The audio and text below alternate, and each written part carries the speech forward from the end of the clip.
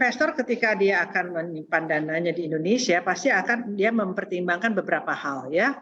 Kalau sekarang mungkin beberapa tahun yang lalu masih agak jauh. Sekarang ini kita akan menghadapi juga kalau kita bilang tahun politik ya. Tahun depan itu adalah tahun politik di mana kita akan ada pemilihan government atau presiden baru di Indonesia.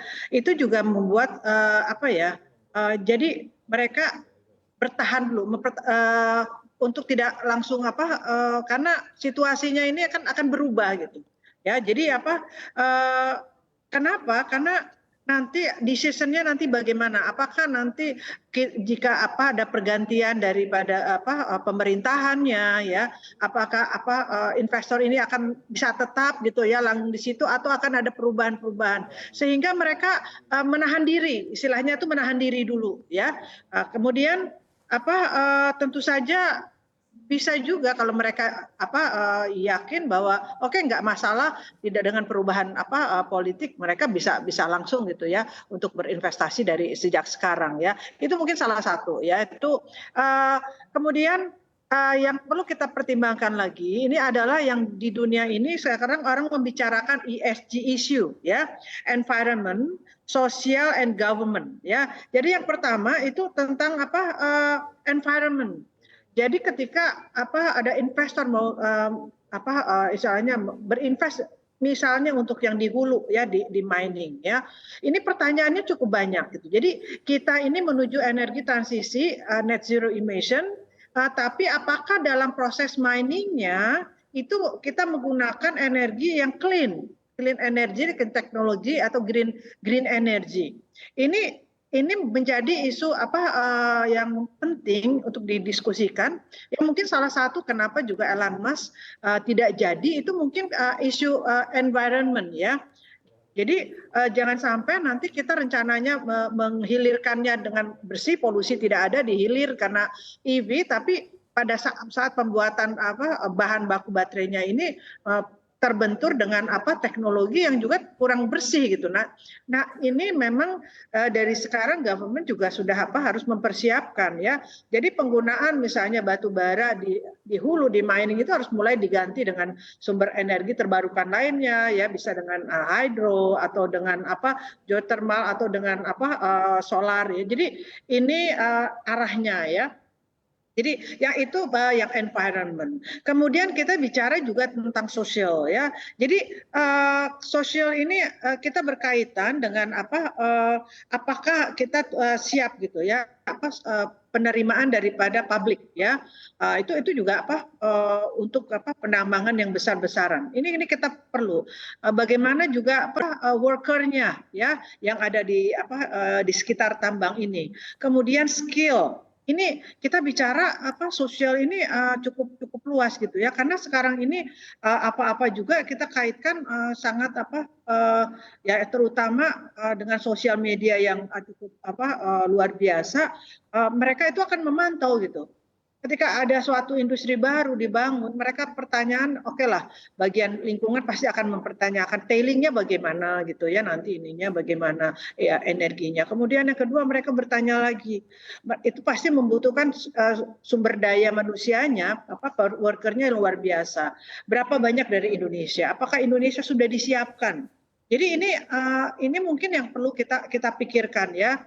Kita bersyukur dari NBRI sudah bekerja sama dengan Kemnaker untuk menggolkan satu SKKNI baterai. Nanti harus dimiliki ya certified-nya ya.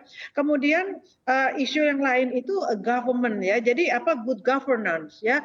Jadi bagaimana supaya investor ini mau menanamkan itu harus ada, kalau government, good governance itu artinya perizinan, regulasi, kebijakan semuanya harus mudah gitu ya. Mudah tapi juga menghindari bagaimana faktor yang kadang-kadang perizinan itu berbelit-belit begitu panjang dan sebagainya sehingga akhirnya mereka berpikir panjang gitu. Apakah untuk menanamkan di Indonesia, sedangkan di negara lain mungkin ya salah satunya mungkin di Vietnam, makanya Finvest itu lebih cepat gitu, mungkin di sana dipangkas gitu ya perizinannya atau kebijakan regulasi. Jadi regulasi juga harus mendukung. Jadi ini penting.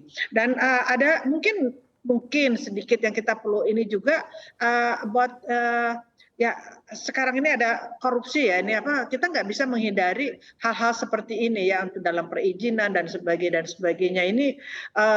Nah, bagaimana good governance ini bisa membuat ini terang benderang gitu ya. Baik. Jadi apa mungkin itu salah satunya ya, mengapa slow to invest in Indonesia. Oke, baik. Di tengah yang mana Anda sebutkan tadi begitu ya, faktornya ternyata beragam di sektor ini. Nah, Bu Evi, sebetulnya Anda mengamati juga secara potensi sumber daya yang kita miliki, apakah memang kita optimistis juga untuk menjadi raja baterai dunia? Ya, betul. Jadi ini begini, kita harus bersyukur, yang pertama kita syukuri dulu bahwa Indonesia ini menjadi memiliki resources nikel terbesar di dunia. Oke, itu yang pertama ya.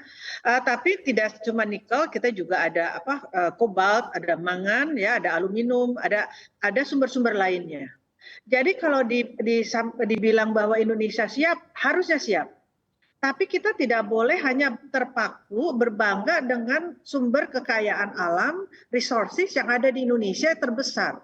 Sebelum yang kita harus proses dulu, jadi si nikel ore tersebut harus melalui teknologi diproses menjadi menjadi MHP ya, melalui smelter atau HPAL, jadi mixed hydroxide precipitate, kemudian jadi sulfat, menjadi bahan baku baterai, di mana nilai tambahannya itu dari ore sampai prekursor itu bisa sampai 50 kali.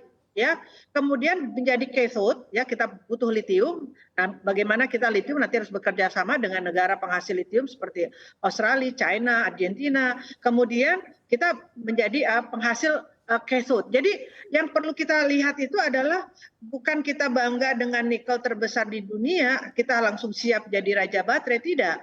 Jadi kita harus bisa bagaimana mengolah nikel tersebut, ya nikel ore tersebut menjadi cathode yang terbesar di dunia. Jadi Indonesia bisa saja menjadi eksporter terbesar cathode material in the world, ya, karena sekarang ini baterai untuk kendaraan listrik yang paling besar itu membutuhkan nikel ya. Sekitar 60-80% itu dibutuhkan nikel ya. Jadi di dalam EV sendiri ada 45% baterai. Jadi kebutuhan akan sumber-sumber ini, terutama nikel ini sangat sangat tinggi. Ya, jadi itu bicara di situ harus kita yakin, harus kita optimis. As long tadi resources saja tidak cukup, kita harus punya teknologi pemprosesannya sehingga menjadi nilai tambah tinggi, sehingga menjadi prekursor dan menjadi cathode. Satu ya. Yang kedua, kita juga harus memikirkan juga mengenai ekosistem, mengenai SDM-nya harus yang skill juga kita siapkan ya. Jadi teknologi kita perlu, kemudian infrastrukturnya, kemudian tadi balik lagi regulasinya. Jadi saya kira harus didorong ya. Indonesia ini mampu untuk menjadi pemain di dunia. Saya yakin itu asal tadi dilakukan pemrosesan dari nikel tadi sehingga menjadi bahan baterai yang siap pakai. Ya, kemudian tidak cuma itu, setelah kita siapkan itu bagian upstreamnya, midstreamnya kita harus mulai yang tadi disampaikan LG ini. Kenapa LG ingin berinvestasi di Indonesia? Pertama, berinvestasi itu dia investasi untuk baterai manufacture. Untuk baterai manufacture itu pasti dibutuhkan supply ya. Jadi kalau Indonesia bisa mensuplainya di dalam negeri itu luar biasa tuh. Rantai pasoknya itu pasti akan lengkap ya. Baik. Harganya akan lebih murah. Ya, saya seperti